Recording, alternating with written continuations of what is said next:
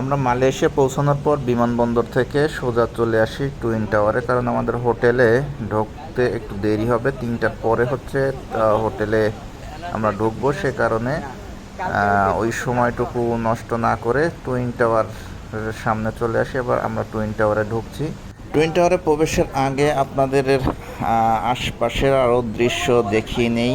দেখেন কত সুন্দর দৃশ্য, এবং টুইন টাওয়ারের নিচ থেকে এভাবে ভিডিও করলে একেবারে উপর পর্যন্ত এভাবে দেখা যায়। যদিও এই সময় প্রচণ্ড রোদ ছিল, এন্টি সান থাকার কারণে অর্থাৎ সূর্যটা পিছনে অবস্থান করার কারণে ভিডিও বা ছবি খুব সুন্দর আসতেছিল না।